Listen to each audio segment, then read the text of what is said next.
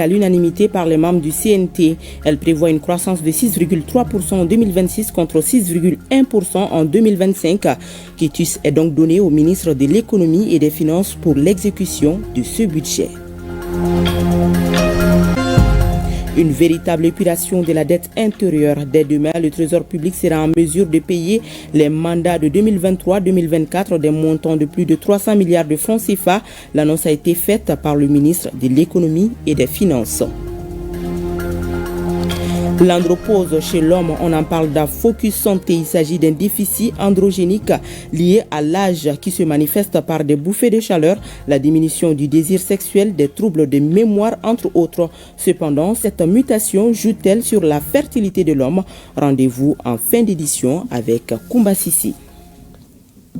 Voilà pour le sommaire. Mesdames et messieurs, bonsoir et bienvenue.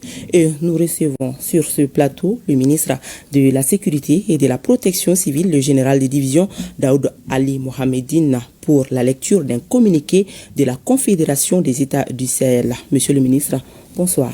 Bonsoir, madame. À vous. Merci beaucoup. Communiqué de la Confédération des États du Sahel, AES, relatif à la violation de l'espace aérien confédéral.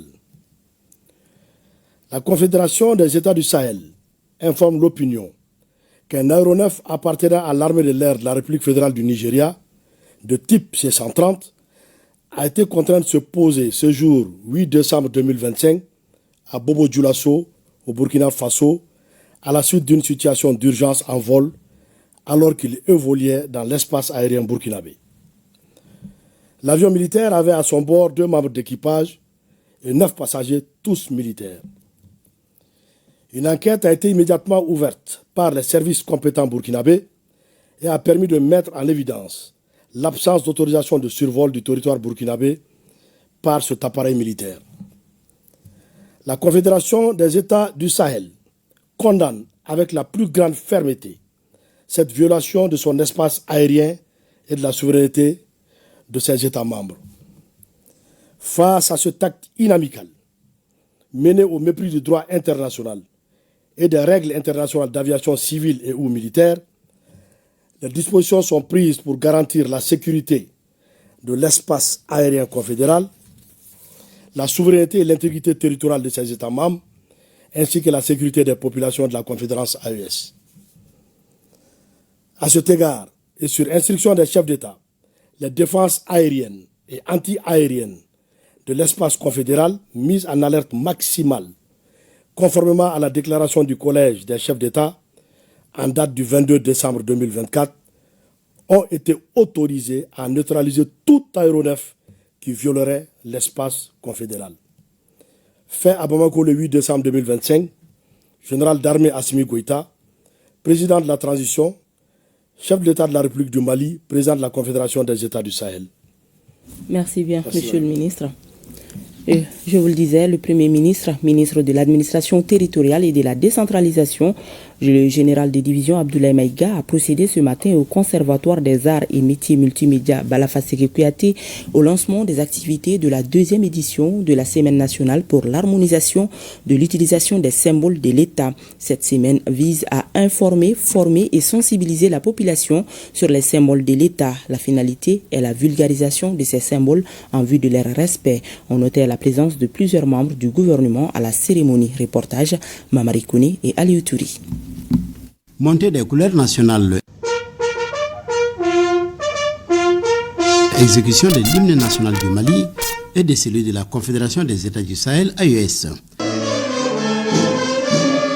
Les activités de la 2e édition de la Semaine nationale pour l'harmonisation et l'utilisation des symboles de l'État sont ainsi lancées. Cette Semaine nationale est une belle opportunité d'aller à la découverte des symboles de l'État, fondement de notre identité nationale. Les 5 symboles retenus sont le drapeau, l'hymne national, les armoiries, la devise et le sceau. Peu connus, les symboles de l'État sont souvent mal utilisés par les citoyens. Et le choix du Conservatoire des arts et métiers multimédia Balafasséké Kouyaté pour abriter le lancement n'est pas fortuit.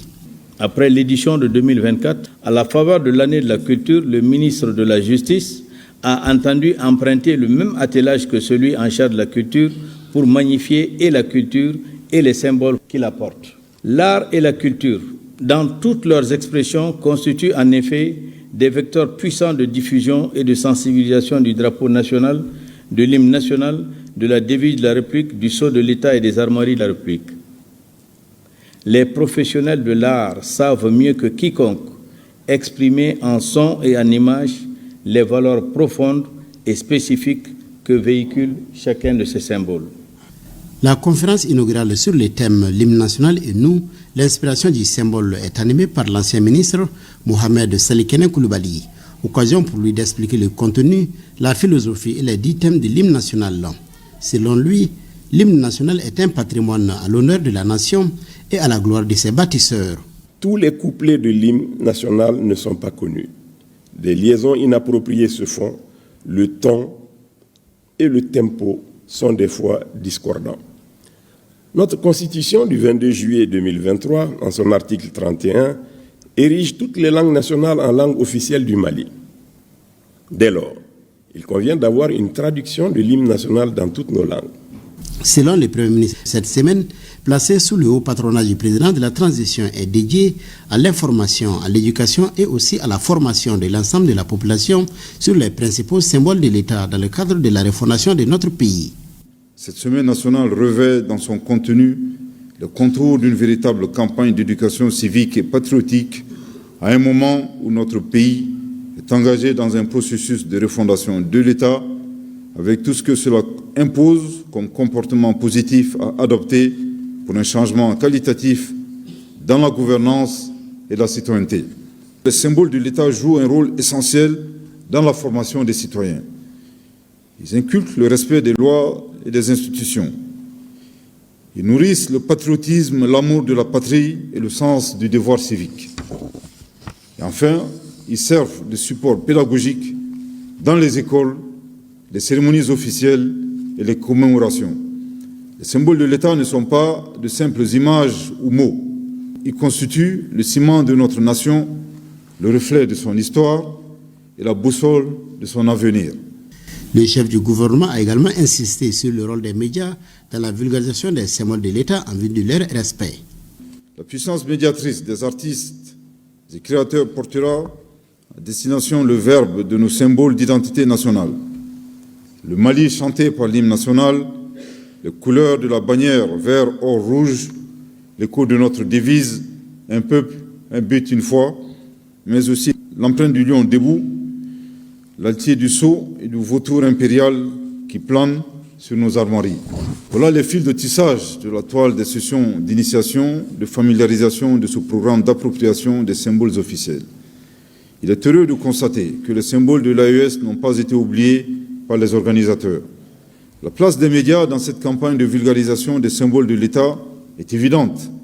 À travers l'information et la sensibilisation des publics cibles, il s'agit à la fois des acteurs étatiques, privés et communautaires, avec une mention particulière pour la participation effective de nos compatriotes établis à l'extérieur, rivés constamment au chevet de notre patrie.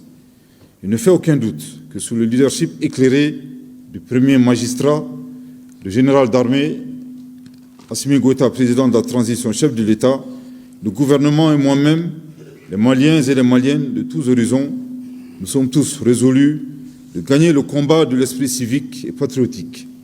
La visite des stands d'exposition a mis fin à la cérémonie de lancement des activités de cette deuxième édition de la Semaine nationale pour l'harmonisation et l'utilisation des symboles de l'État. Et nous restons avec le Premier ministre qui a reçu ce matin en audience l'ambassadrice des États-Unis d'Amérique au Mali. L'ambassadrice est venue transmettre le message du soutien des autorités américaines qui restent ouvertes pour toute coopération avec le Mali. Les États-Unis saisissent toutes les opportunités de collaboration entre hommes d'affaires des deux pays. L'audience a passé en revue la situation sécuritaire. Pour le général de division Abdoulaye Maïga, cette visite lui offre l'occasion de féliciter au nom de son Excellence le général d'armée Assimi Goïta, président de la transition, chef de l'État, l'ambassadrice pour pour les efforts louables au service de nos deux pays. Le chef du gouvernement s'est félicité du regard bienveillant des USA envers les autorités de la transition. Le Premier ministre a également expliqué la position de la Confédération des États du Sahel, qui est désormais un espace et un théâtre d'opérations uniques.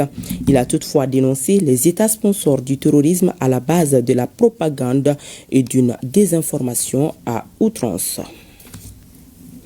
Adoption aujourd'hui en séance plénière de la loi des finances 2026 par les membres du CNT. La loi des finances 2026 prévoit une croissance de 6,3% en 2026 contre 6,1% en 2025.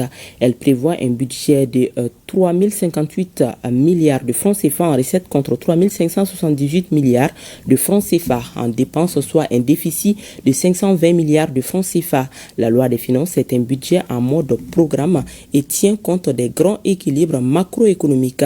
Les membres du CNT, après examen programme par programme, ont adopté à l'unanimité des 125 voix des membres présents et donné quitus au ministre de l'économie et des finances pour l'exécution de ce budget. Reportage Mamadou Fani. La deuxième partie de l'examen de la loi des finances 2026 a fait l'objet d'une présentation minutieuse des moyens des politiques publiques de chaque département ministériel, autorités indépendantes et organismes spécialisés. À l'analyse des différentes lignes budgétaires, les membres du CNT ont formulé des recommandations. Ainsi, certains départements ministériels ont vu leur budget légèrement augmenter. Après examen département par département, autorité indépendante par autorité indépendante et organismes spécialisés par organismes spécialisés, la loi des finances 2026 a été adoptée à l'unanimité des 125 membres du CNT présents dans la salle. Le Parlement a voté à l'unanimité pour le budget qui s'élève à 3 578 milliards de francs CFA en dépenses et à 3 058 milliards de francs CFA en recettes, soit un déficit budgétaire de 520 milliards de francs CFA qui se dégagent. Nous remarquons que les recettes augmentent de 15% par rapport à 2025 et les dépenses augmentent de 11% par rapport au budget initial de 2025.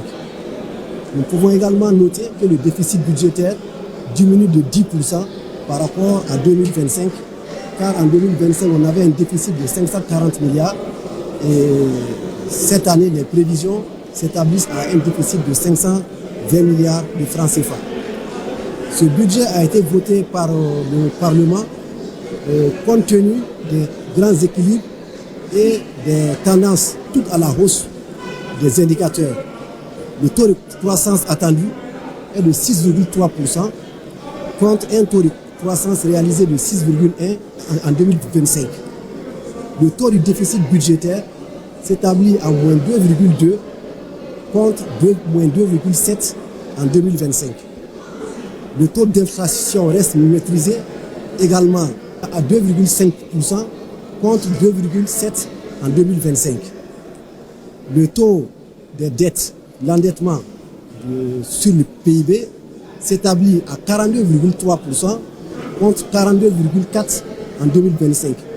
Donc nous pouvons dire qu'avec ces trois critères, le Mali respecte les trois critères de premier rang, des critères de convergence de l'UMOA. Ce budget est un budget qui est orienté vers la souveraineté et le développement économique.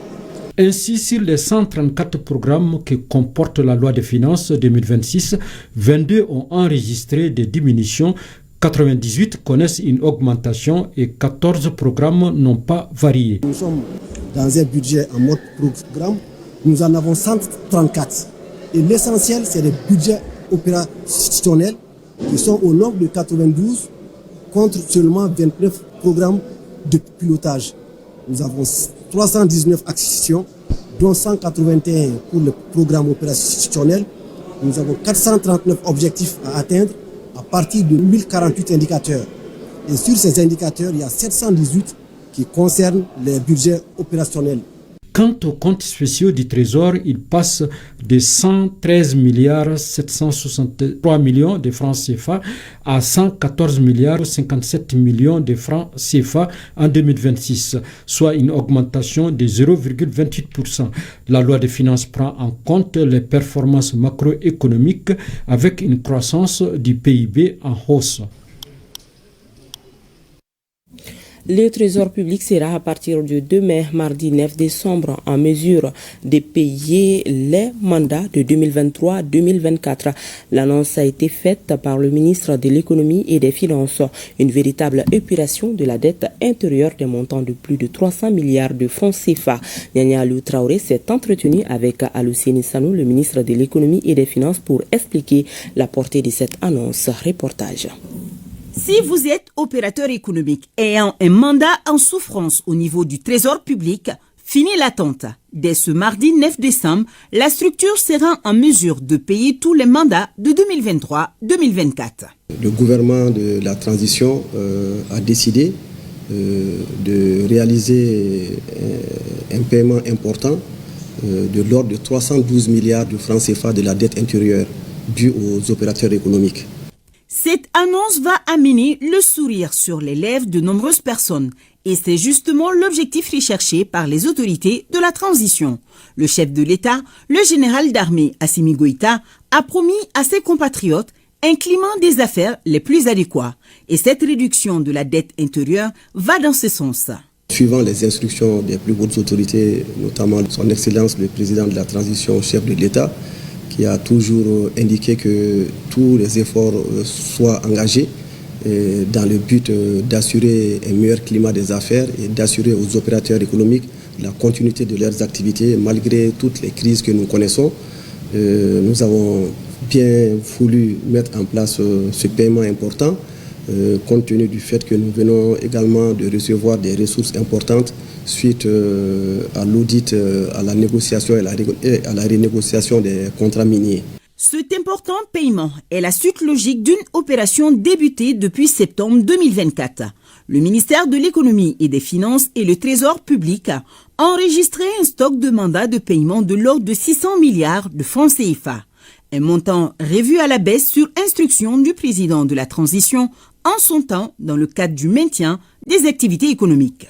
Nous sommes aujourd'hui à peu près à 439 milliards de francs CFA, ce qui veut dire que sur une année, des efforts considérables ont été faits pour réduire d'environ 200 milliards le niveau du stock.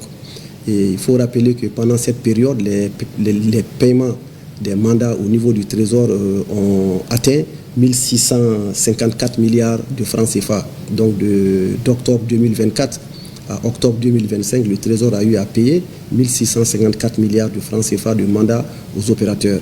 Donc ce qui nous a amené à un stock aujourd'hui de 439 milliards qui se décompose en 342 milliards pour les opérateurs économiques et 97 milliards pour les institutionnels.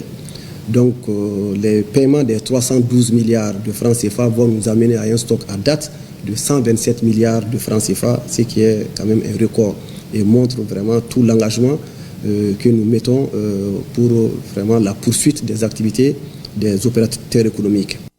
Plus de mandats au Trésor public à partir de ce mardi sur les années antérieures à 2025.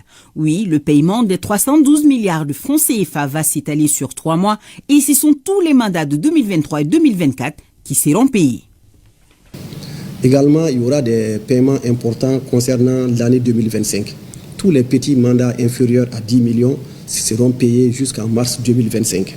Également, les mandats concernant les chantiers ou les domaines sensibles, comme les écoles privées, les engrais, les indemnisations suite aux travaux routiers, les mandats de la défense, les mandats sur les travaux routiers ou les infrastructures hospitalières, tous ces mandats seront régulièrement payés et ce qui fait que nous allons atteindre ce seuil de 312 milliards de francs CFA. Cette nouvelle atteste de l'amélioration constante de la situation économique du Mali. Elle n'est pas un leurre, bien au contraire. Sur le marché financier sous-régional, tous les voyants sont au vert au regard de nos performances macroéconomiques sur la base des données de la commission de l'UEMOA. Et ce n'est pas tout. Une mission du FMI qualifiait les perspectives de bonnes en faisant état d'une croissance de 6,3% pour 2026.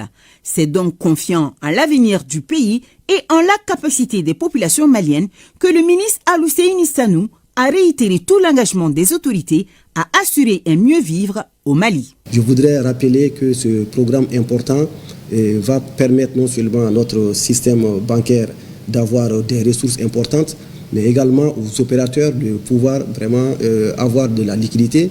Et je voudrais saisir cette opportunité pour les remercier de leur résilience et leur dire que, en tout cas, le pays leur sera reconnaissant de tous les efforts qu'ils ont faits et de toute l'attente dont ils ont fait montre pendant ces périodes de crise, et que nous ne ménagerons nous-mêmes aucun effort pour pouvoir leur assurer en tout cas le paiement régulier de ces mandats. Je voudrais également les exhorter une fois de plus à continuer de faire confiance au Mali et d'investir, parce qu'il s'agit de payer pour qu'ils fassent d'autres investissements, parce que ce n'est que lorsque le cycle il tourne que nous avons l'investissement. Le ministre Sanou a par ailleurs indiqué la reprise très bientôt des appuis budgétaires au regard de certains échanges avec des partenaires techniques et financiers.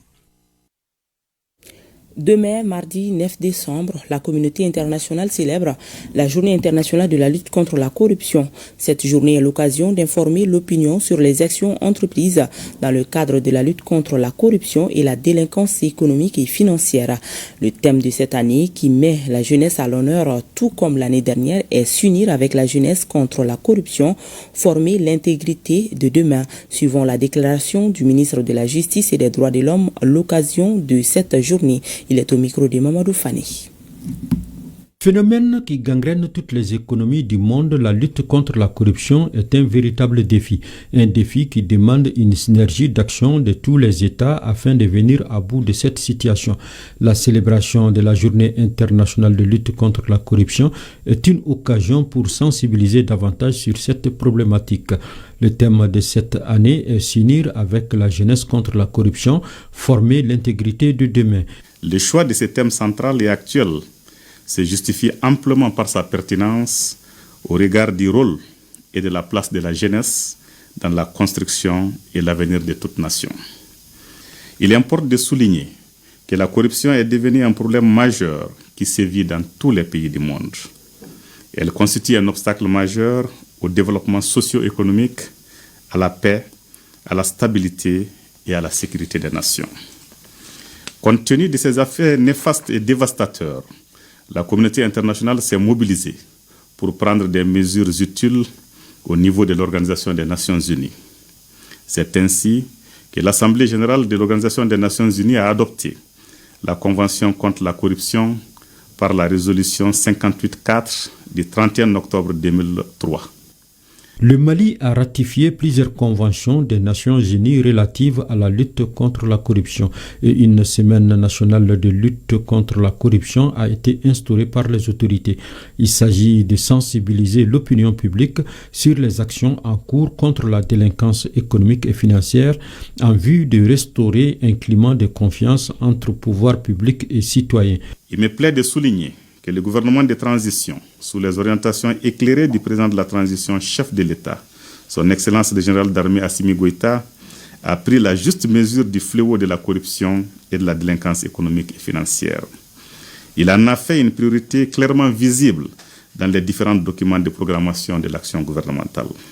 Ainsi, plusieurs initiatives ont été prises au triple plan préventif, juridique et institutionnel pour la mise en œuvre des réformes. L'action directe et indirecte de la justice ayant permis de recouvrer plus de 400 milliards de francs CFA au titre de l'année écoulée. Le jugement de plusieurs dizaines de dossiers de corruption, dont le dossier dit de l'avion présidentiel et des équipements militaires, complète ce tableau. La mise en œuvre des dispositions innovantes du Code pénal et du Code de procédure pénale va révolutionner notre système de justice pénale et favoriser une efficacité accrue dans la lutte contre la corruption et la délinquance économique et financière. La célébration de la journée internationale de lutte contre la corruption est donc une opportunité pour la jeunesse de jouer son rôle en portant la lutte contre la corruption et à occuper sa place au sein des mécanismes étatiques et non étatiques pour contribuer à l'édification d'un Mali nouveau avec ses frères de l'AES, a ajouté le ministre de la Justice. Reportage signé Mamadou Fane. Parlons à présent de la journée des exportations au Mali.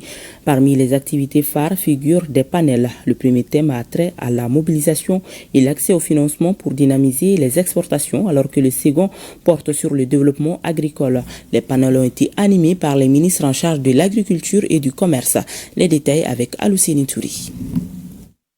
Il faut prendre en compte la structuration des filières en organisant les interprofessions, dira le ministre de l'Agriculture.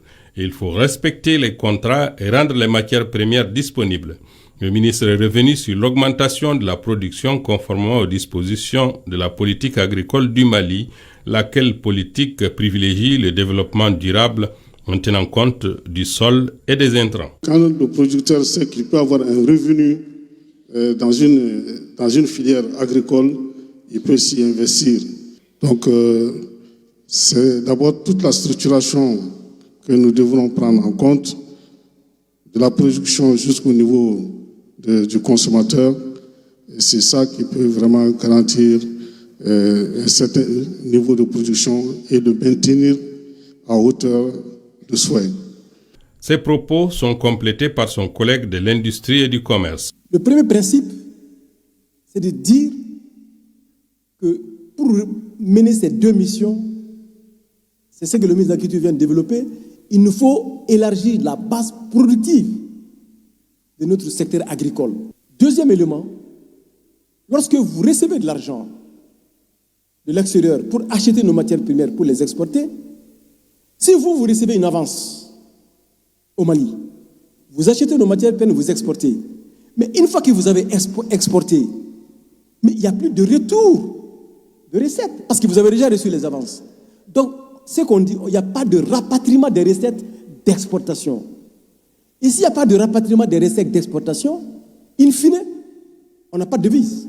Le financement de l'agriculture pour produire suffisamment et exporter l'excédent, cela doit passer par la transformation de notre agriculture. La stratégie nationale d'exportation a été évoquée comme une nécessité incontournable, mais elle est loin d'être suffisante. Le premier facteur et le plus important, c'est aujourd'hui avoir des sociétés, des entreprises qui ont cette capacité à la fois managériale, capacité de gestion, mais aussi capacité de lever des ressources. Le deuxième paramètre, c'est toutes les questions liées à l'organisation de l'activité au niveau de ces entreprises-là. Parce que lorsqu'on dit qu'on veut être une entreprise exportatrice, cela impose des exigences.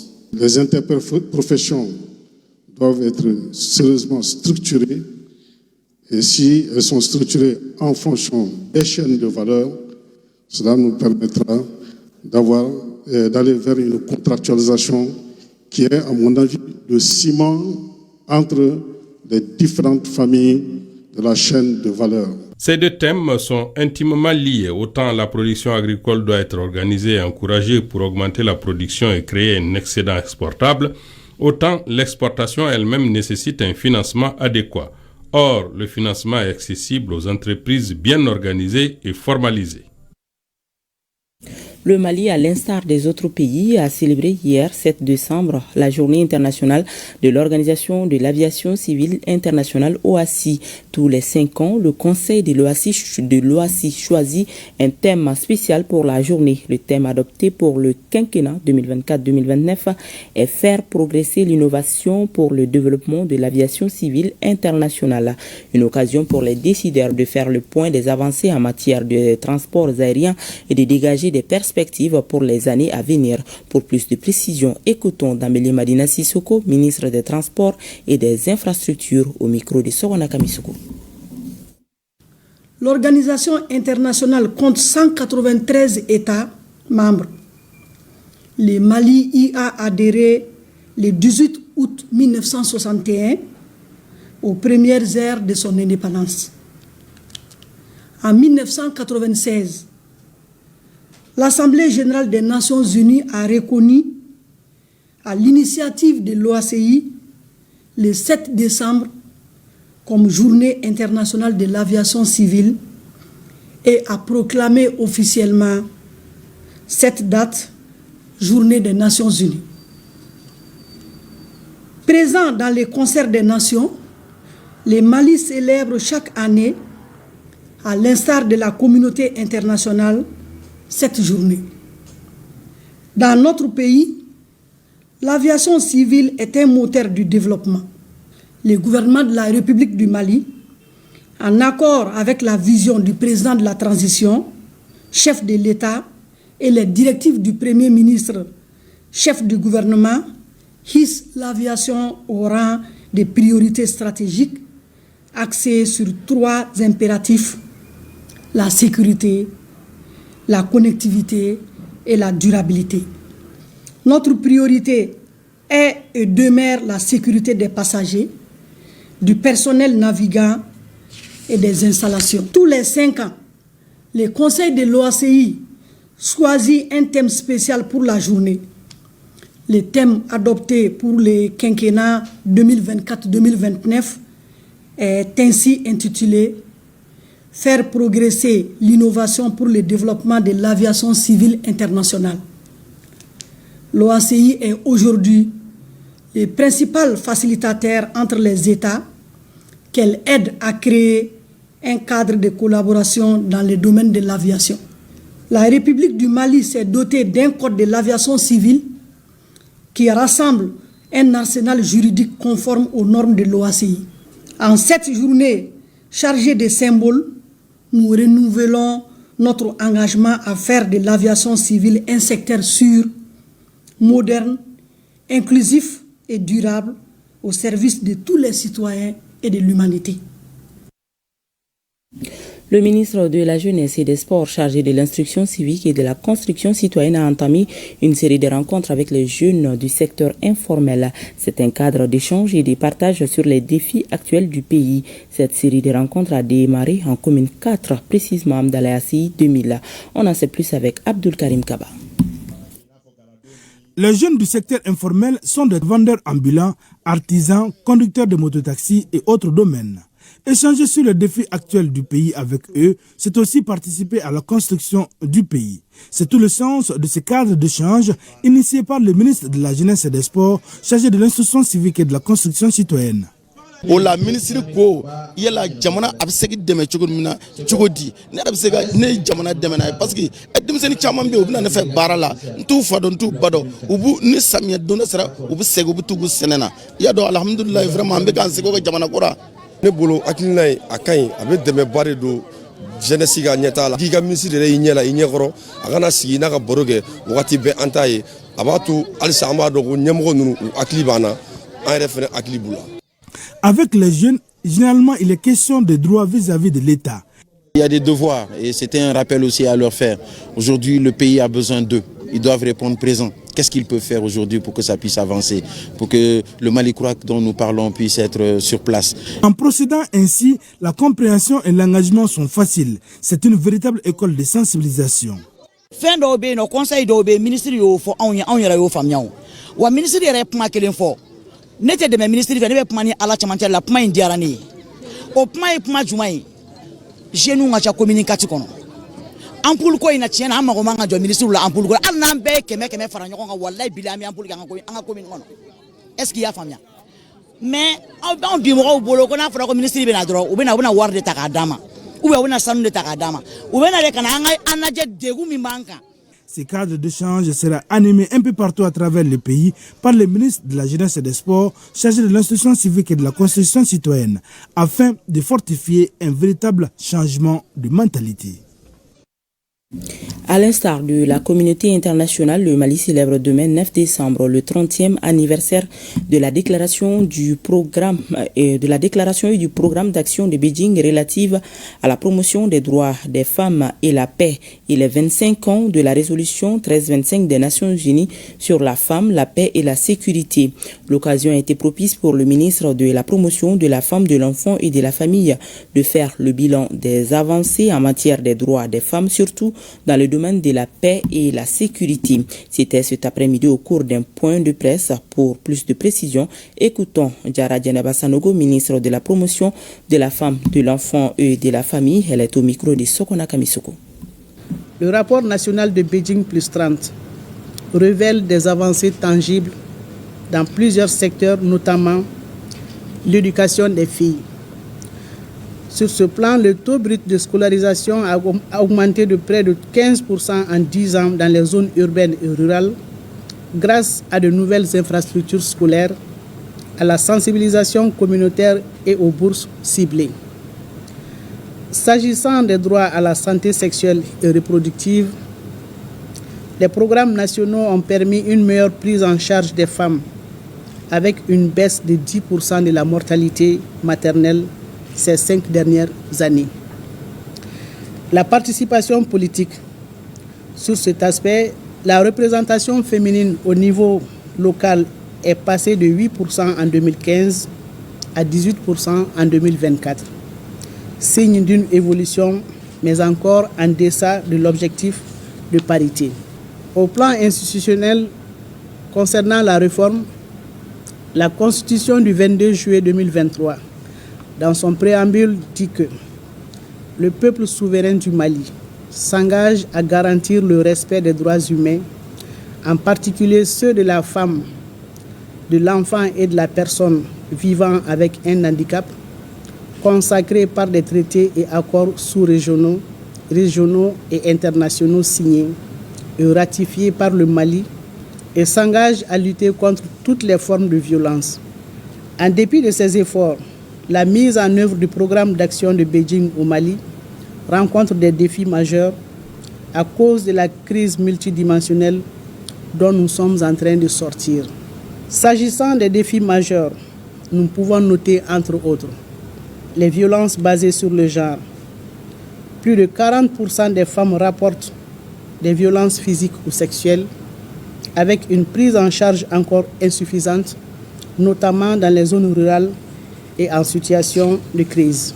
Le Mali, par ma voix, réaffirme son engagement à déployer une stratégie nationale plus intégrée pour l'atteinte de ces résultats communs. J'invite les acteurs publics, le secteur privé, tous les médias, les organisations de la société civile et les citoyens à faire de cette célébration d'anniversaire un moment fort de mobilisation individuelle et collective pour que le Mali devienne un modèle d'égalité de droits, de promotion des droits des femmes, de paix, de sécurité, de développement inclusif, harmonieux et durable en Afrique. Et ce communiqué de la commission d'organisation de la deuxième session du Collège des chefs d'État de la Confédération AIS dans le cadre de la deuxième session ordinaire du Collège des chefs d'État et de la Confédération des États du Sahel AIS prévue à Bamako le 22 et 23 décembre 2025, précédée de la session confédérale du Conseil des ministres le 20 et 21 décembre 2025, la Commission nationale d'organisation informe la presse nationale et internationale que les accréditations sont ouvertes ce lundi 8 décembre 2025 et se poursuivent jusqu'au dimanche 14 décembre 2025. Les médias intéressés sont invités à déposer leurs demandes et cartes de presse au Centre d'information gouvernementale du Mali, Sigma, à l'ACI 2000 tous les jours de 7h30 à 18h. La Commission nationale d'organisation de la deuxième session ordinaire du Collège des chefs d'État de la Confédération des États du Sahel, AIS, sait compter sur la bonne compréhension de tous. Le ministre de l'Enseignement supérieur et de la Recherche scientifique est dans la cité des Askia. Après sa visite aux légitimités traditionnelles de la région, le ministre Kansai, accompagné d'une forte délégation, est allé visiter le site dédié à l'université de Gao. Sur place, le ministre et sa délégation ont été accueillis par les autorités communales et les habitants du village de Bera qui attendent avec impatience l'opérationnalisation de l'université de Gao. Reportage Ali Idrissa Maïga. Bera, village situé à quelques kilomètres de la ville de Gao dans la commune rurale de Soni-Alibert. Ici, l'ambiance est au rendez-vous. Les habitants du village sont sortis massivement pour réserver un accueil de grand jour au ministre de l'Enseignement supérieur et de la Recherche scientifique. Il est venu voir le site dédié à la nouvelle université de Gao. C'est un site assez vaste sur lequel déjà les services techniques en charge des domaines et de l'urbanisme ont commencé à faire les travaux préliminaires qui permettraient de créer les titres et ensuite de l'affecter au ministère de l'Enseignement supérieur et de la recherche scientifique. La création de cette université illustre une forte volonté de faire un maillage de l'ensemble du territoire national du Mali en termes d'accès à l'enseignement supérieur. Le site de l'université de Gao s'étend sur une surface de 1500 hectares.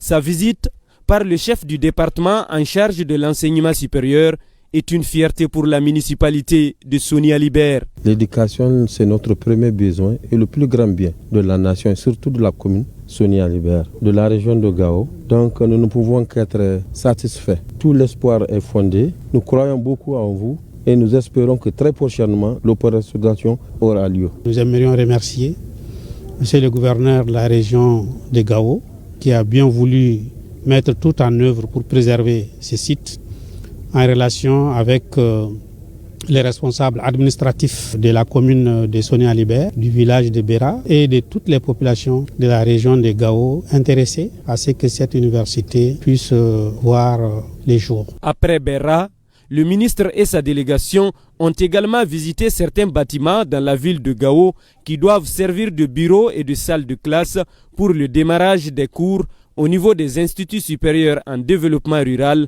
et en sciences de la santé. Les autorités régionales de Koulikoro continuent leur opération de destruction des dragues. La seconde opération a mobilisé les services techniques régionaux de l'assainissement et des eaux et forêts ainsi que les forces de sécurité. Les détails avec Adama Traori. Sur instruction des autorités de la transition de mettre fin aux activités de dragage sur nos cours d'eau, le gouverneur Sanogo vient de matérialiser cette vision en actes concrets.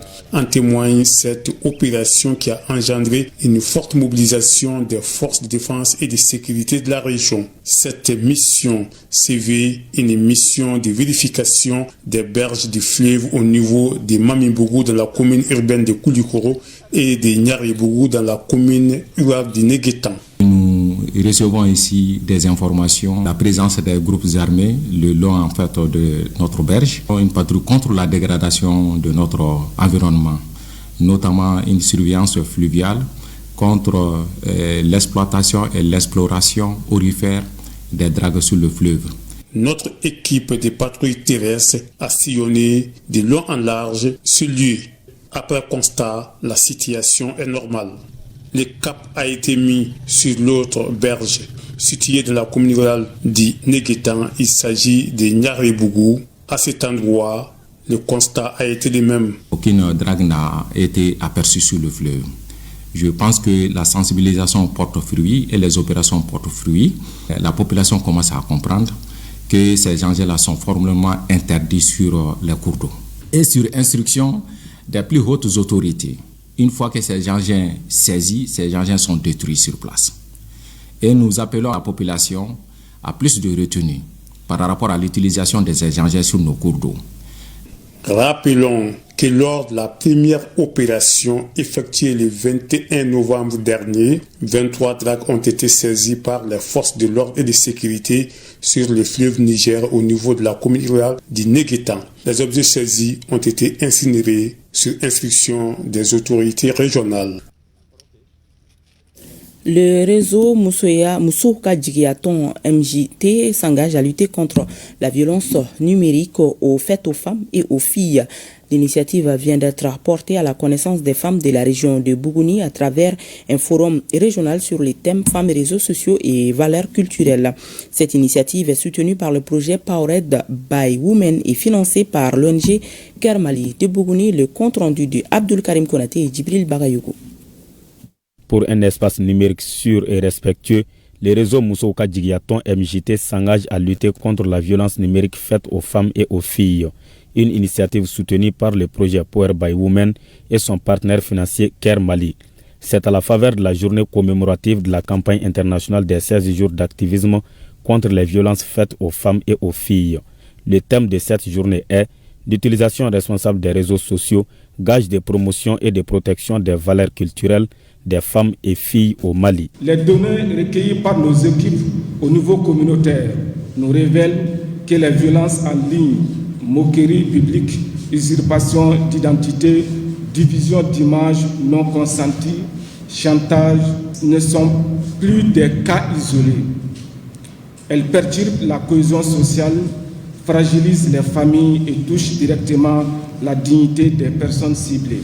Cette journée nous servira de cadre pour vraiment faire face aux violences qui émanent de l'utilisation des réseaux sociaux, puisque les femmes sont harcelées et elles sont menacées. Donc qu'il y ait plus de journées comme ça pour que les femmes puissent prendre conscience du danger des réseaux sociaux.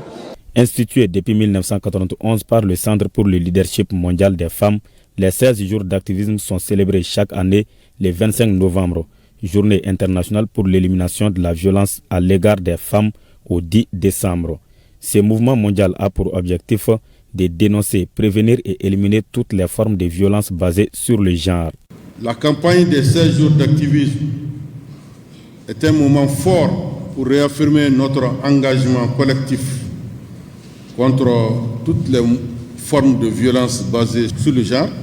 Aujourd'hui, nous abordons une dimension encore trop peu connue, mais dont les impacts sont réels, la violence numérique. M'adressant aux femmes et aux jeunes filles présentes, votre place dans l'espace numérique est incontestable. Vous avez droit à la sécurité, au respect et à la participation pleine et entière dans les environnements digitaux, sans intimidation ni violence. A noter que le réseau Musoka Djigiaton MJT est une alternative crédible pour le positionnement socio-économique politique des femmes et filles. Dans le sillage de l'année de la culture, Bamako sépare de nouvelles couleurs à travers ses fresques murales qui fleurissent sur les murs de la capitale.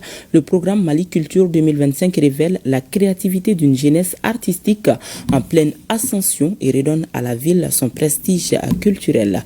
Le vernissage global organisé au Musée national offre une vitrine majestueuse à ses œuvres et consacre l'art urbain comme un symbole de renaissance, d'unité et de fierté nationale. Boukari Koulibaly.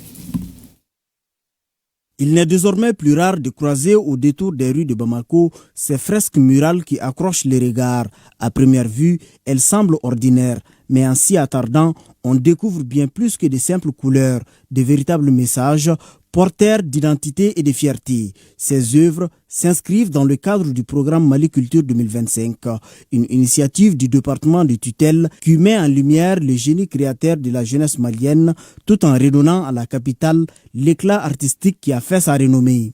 Nous avons fait un appel à candidature où nous avons sélectionné un certain nombre d'artistes peintres qui ont travaillé depuis 6 mois, 7 mois sur ce projet à travers la ville de Bamako. Ils nous ont fait montrer des beautés, des sculptures, notre histoire, mais c'est des messages d'unité, de paix et surtout de résilience de notre peuple. Donc je pense que c'est des œuvres qui accompagnent les efforts des plus hautes autorités, notamment les femmes qui se battent tous les jours pour la sécurité, pour un Mali apaisé, mais surtout accompagner les populations. Aujourd'hui que les artistes, comme des précurseurs, nous montrent un peu leur vision des choses. Les murs du musée national se sont métamorphosés en une galerie à ciel ouvert, des fresques vibrantes qui racontent chacune à sa manière la mosaïque culturelle et la richesse patrimoniale du Mali. Un dernier vernissage, symbole de clôture d'un projet qui, selon le ministre d'Affaires, a non seulement atteint, mais dépassé ses attentes. Vu la qualité des œuvres, l'engagement des artistes et le titre de cette expo, le vernissage global, c'est les pinceaux pour l'unité et la paix. Donc je crois que c'est un signal fort, c'est une grande contribution des artistes peintres du Mali et à l'endroit de la République et des populations pour soutenir, c'est leur façon, les militaires se battent avec les armes et les artistes se battent avec leurs pinceaux. Ce rendez-vous a également été l'occasion pour le ministre d'adresser un vibrant hommage aux artistes peintres, aux acteurs culturels ainsi qu'à l'ensemble de son cabinet. Une manière de rappeler que dans ce Mali en reconstruction, ce sont parfois les murs qui parlent le mieux et aujourd'hui ils parlent d'espoir. Le ministre des Affaires étrangères et de la coopération internationale participe à Lomé les 8 et 9 décembre 2025 au 9e congrès panafricain. Les travaux du congrès ont été ouverts ce matin par son Excellence M. Faure Gnassingbé, président de la République togolaise. Entre autres activités, le ministre Diop y présentera les conclusions de la conférence sous-régionale de l'Afrique de l'Ouest tenue à Bamako les 14 et 15 mars 2024. Parlons à présent du comité international de la Croix-Rouge vole au secours de l'hôpital régional de Ménaka en le dotant d'une radiographie flambant neuf. Cet équipement permettra d'améliorer significativement les offres de services et soulager du coup les populations confrontées à plusieurs défis. À ces dons s'ajoutent plusieurs autres dons, dont des médicaments, du carburant et la prise en charge du personnel, tout estimé à plus de 80 millions de francs CFA. Reportage à Chirfi Moulaïdra, Ibrahim Ag-Amini. C'est un appareil de radiographie flambant neuf que le CICR met à la disposition du centre de santé de référence de Ménaka. Un geste qui vient rallonger la liste des actions de l'organisation en faveur de cette structure, parmi lesquelles sa dotation mensuelle en médicaments, la prise en charge des agents et sa dotation en carburant. Concernant l'accès aux soins de santé, le CICR garde une bonne collaboration avec CCRF que le CICR accompagne depuis des années ici à Ménaka. Mais pour aujourd'hui, cette collaboration, cet partenariat sera renforcé avec un remise de la radiographie qui vise à soulager la population civile qui se déplace des fois hors de la région pour accéder aux soins de santé. Les autorités régionales saluent les efforts de l'organisation humanitaire œuvrant aux côtés de la population depuis plusieurs années. Le CICR, qui est notre partenaire, le CICR qui assiste les populations de la région de Ménaka, Belle-Lurette jusqu'à nos jours, nous honore d'abord le CICR et nous honore parce que nous avons bénéficié de tous les services de CICR, tout ce qui est indispensable pour le fonctionnement de notre CCRF. Tout en saluant le CICR pour ses dotations, les représentants du gouverneur rappellent l'importance au regard des défis auxquels la structure fait face. Cet appui va permettre au CCRF de Ménaka d'assurer efficacement la prise en charge des urgences chirurgicales dans la région où les besoins sont énormes, les distances longues et les évacuations difficiles. Le coût total de ces équipements et dotations se chiffre à plus de 80 millions de francs CFA, dont 60 millions pour la radiographie. Le président de la FELOF, Fédération libre des organisations des personnes handicapées, a rendu une visite au centre nommé La Providence. Il s'agit d'un centre qui accueille des enfants atteints de la trisomie 21. Cette visite s'inscrit dans le cadre de la célébration de la Journée internationale des personnes vivant en situation de handicap, célébrée chaque 3 décembre. Yara Damele était de la visite.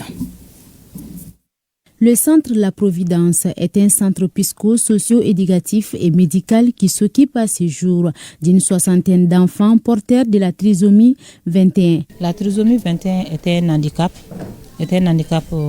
né avec, donc c'est congénital. C'est la présence d'un chromosome de plus sur le 21e paire. Déjà en voyant un enfant en situation de trisomie 21, on voit les traits physiques qui sont visibles. Vous allez voir que l'enfant a le visage rond, la nuque un peu aplatie, les yeux en forme d'amande et que c'est des enfants qui ont la parole un peu difficile. Dans le cadre de la célébration de la Journée mondiale des personnes vivant avec un handicap, les responsables de la Fédération libre des organisations des personnes handicapées, FELOF, ont rendu une visite aux 10 centres.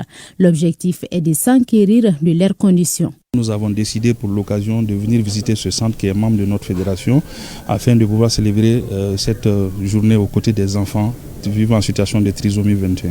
Cette visite a enregistré la présence de plusieurs personnalités dont les partenaires du centre La Providence. Nous sommes en collaboration avec ce centre et d'ailleurs la promotrice nous a envoyé un registre un registre des enfants qui sont à leur niveau ici.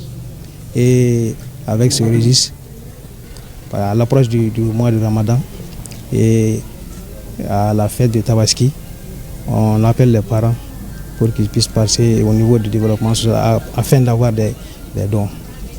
L'État les accompagne sur différents plans, c'est-à-dire par des subventions qui vont dans le sens de leur octroyer le personnel, des sites, des matériels pédagogiques et beaucoup d'autres choses.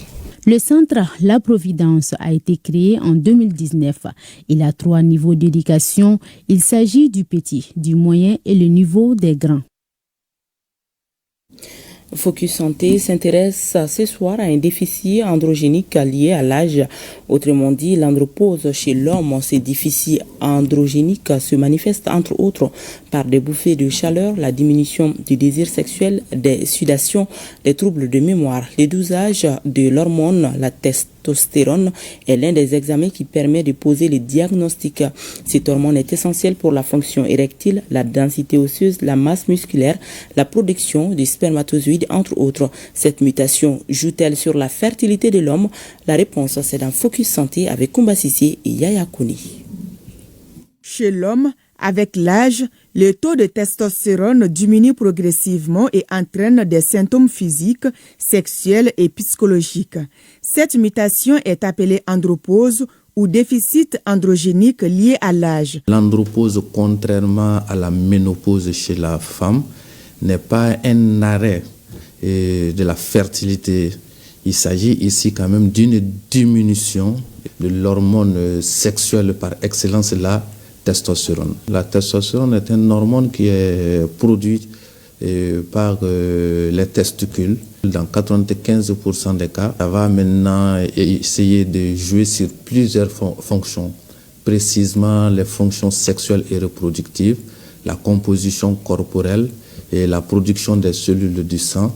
Ça va jouer aussi un rôle important dans la santé musculaire aussi et osseuse chez l'homme, mais aussi également la fonction cognitive.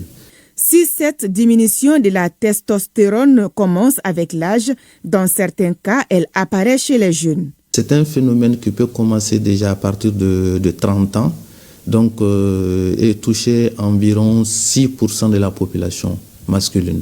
Donc si nous rentrons plus dans les détails, à partir de 50 ans déjà, 5% des hommes peuvent développer ce déficit. Et à 60 ans, ça peut atteindre 10%.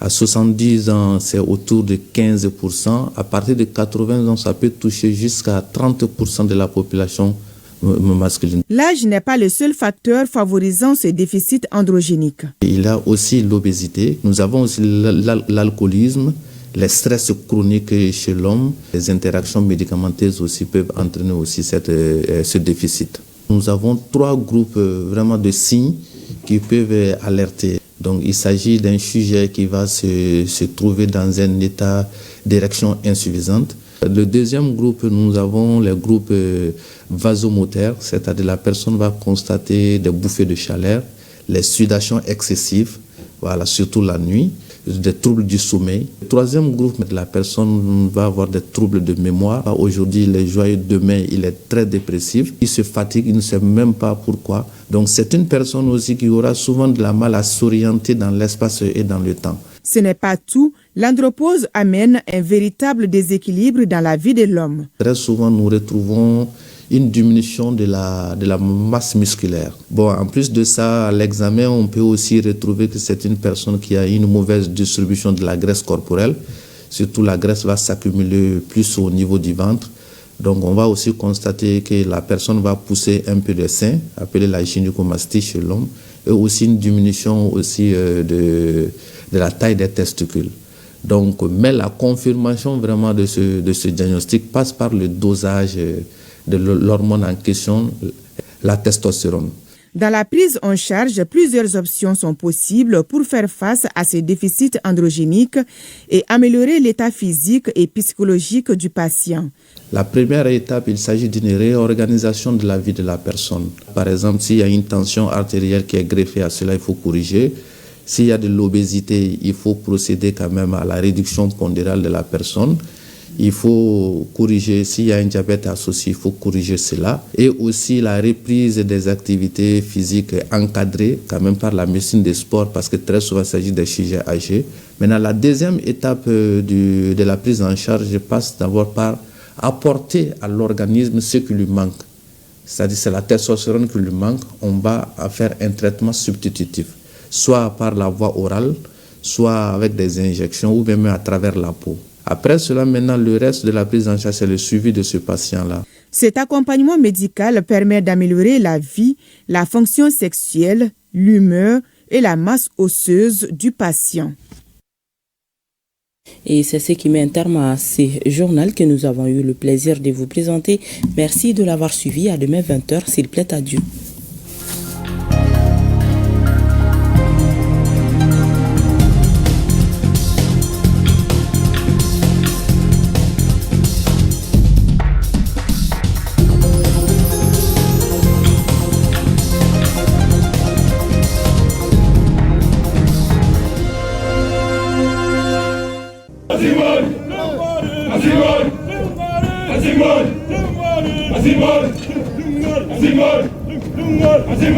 Nous laissons derrière nous tout ce que nous avons de plus cher. Enfants, épouses, amis, pères et mères. Fièrement, nous répondons à l'appel du devoir. Pour que les déplacés et les réfugiés rentrent à la maison. Pour que nos enfants reprennent le chemin de l'école. Pour que jaillisse la lumière de la réconciliation entre les peuples, pour le Mali, pour la patrie. Cette voie, nous l'avons choisie, au prix de nos vies.